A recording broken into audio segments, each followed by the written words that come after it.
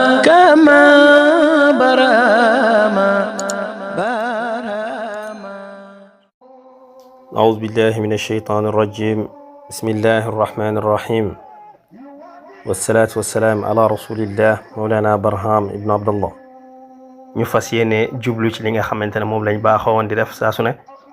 te mooy téere baay bi nga xamante ne mooy seerul qalb tey nag ñi ngi fas yéene def suñu juróom ñaareelu fukki tomb مولانا شيخ الإسلام mi ngi naan لعبد المليك القرم قد جئت موهنا وما لندن أبغي فهبها خيالا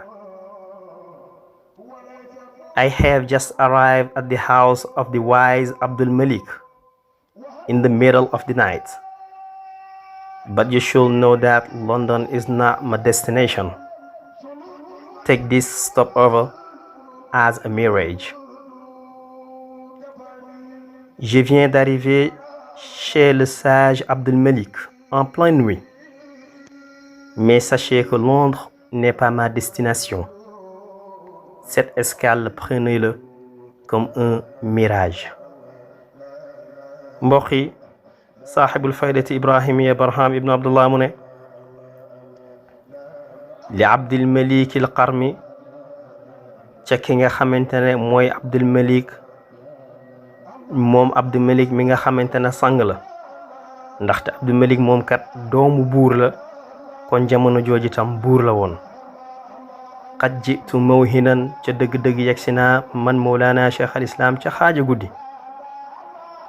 wama londonan abri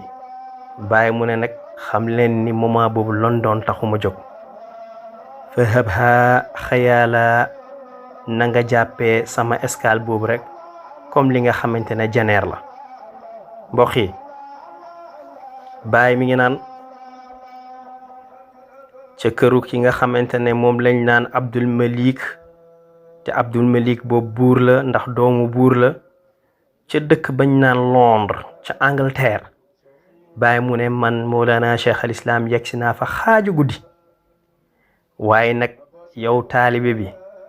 yow soppe bi na nga xam ne man Londres kat taxuma jóg de jàppee ko rek comme li nga xamante ne jeneer la ndaxte kat duma fi taxaw damay continuer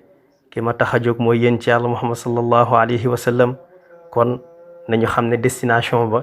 mooy Medina Munawar donc foofu la bàyyi jëmoon mbokk yi lii moo nekkoon dars bi ñu waroon a jël tey